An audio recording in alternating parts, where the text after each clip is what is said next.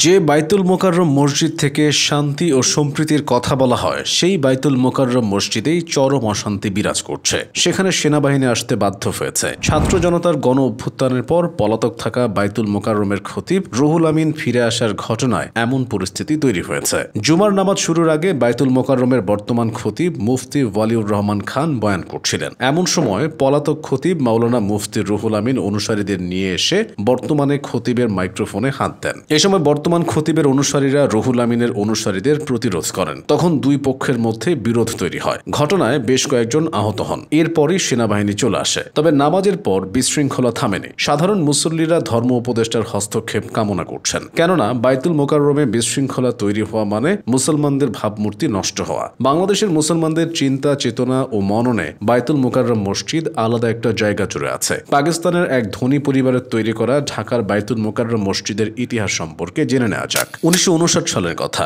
বাংলাদেশ তখনও স্বাধীন হয়নি। এই ভূখণ্ডটি তখন পূর্ব পাকিস্তান নামে পরিচিত। এখানে তখন সামরিক শাসন চলছিল। সে সময়ের বিখ্যাত শিল্পপতি আব্দুল লতিফ বাওয়ানি, তিনি পূর্ব পাকিস্তান সামরিক শাসক মেজর জেনারেল ওমরাও খানের নিকট বাইতুল মোকাররম মসজিদ নির্মাণের ইচ্ছা প্রকাশ করেন। ওমরাও খান মসজিদ নির্মাণের ব্যাপারে সরকারের সহযোগিতার আশ্বাস দেন। এরপর শিল্পপতি লতিফ বাওয়ানি ও তার ভাতিজা ইয়াহিয়া বাওয়ানি বাইতুল মোকাররম মসজিদ সোসাইটি গঠন করে মসজিদটির নির্মাণের পরিকল্পনা করেছিলেন। বাইতুল মোকাররম মসজিদ নির্মাণের জন্য পুরান ঢাকা ও নতুন ঢাকার মিলনস্থলে 8.30 একর জায়গা অধিগ্রহণ করা হয়। সে সময় মসজিদের জায়গায় একটি বড় পুকুর ছিল, যা পল্টন পুকুর নামে পরিচিত ছিল। পুকুরটি ভরাট করে 1960 সালের 27 জানুয়ারি পাকিস্তানের রাষ্ট্রপতি আইয়ুব খান মসজিদের কাজের উদ্বোধন করেন। একই দিনে আব্দুল লতিফ বাওয়ানি মসজিদ নির্মাণের ভিত্তিপ্রস্তর স্থাপন করেন। এর 2 বছর পর 1962 সালে বাইতুল মোকাররম মসজিদ নির্মাণের কাজ মোটামুটি শেষ হয়। তবে পুরো কাজ শেষ হয় 1968 সালে। এর আগে তৎকালীন পাকিস্তানের সিন্ধু প্রদেশের বিশিষ্ট স্থপতি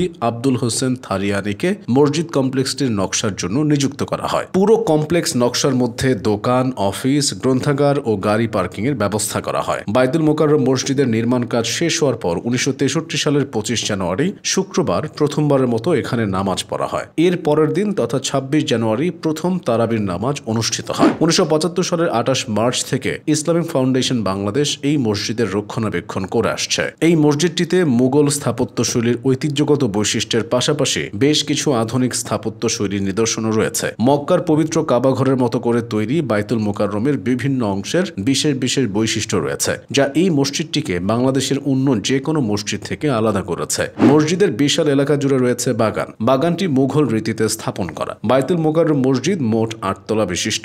নিচ তলায় রয়েছে বিশাল মার্কেট। দোতলা থেকে 6 তলা পর্যন্ত প্রতি তলায় নামাজ পড়া হয়। বর্তমানে বাইতুল মোকাররম মসজিদে মোট 40,000 মুসল্লি একসাথে নামাজ আদায় করতে পারেন। এছাড়া মসজিদের ভেতরে অজুর ব্যবস্থা সহ মহিলাদের জন্য আলাদা নামাজ কক্ষ ও পাঠাগার রয়েছে। 2008 সালে সৌদি সরকারের অর্থায়নে বাইতুল মোকাররম মসজিদ সম্প্রসারিত করা হয়। তাই আগে বাইতুল মোকাররমে 30,000 মুসল্লি একসাথে নামাজ আদায় করতে পারলেও সংস্কারের পর এখানে 40,000-এরও বেশি মুসল্লি নামাজ আদায় করতে পারেন। ধারণ ক্ষমতার দিক দিয়ে এটি বিশ্বের 10ম বৃহত্তম মসজিদ। আধুনিকতার সঙ্গে গৌরবময় অতীত ঐতিহ্য মিলিয়ে বাইতুল মোকাররম মসজিদ পার করে এসেছে দীর্ঘ 6টি দশক।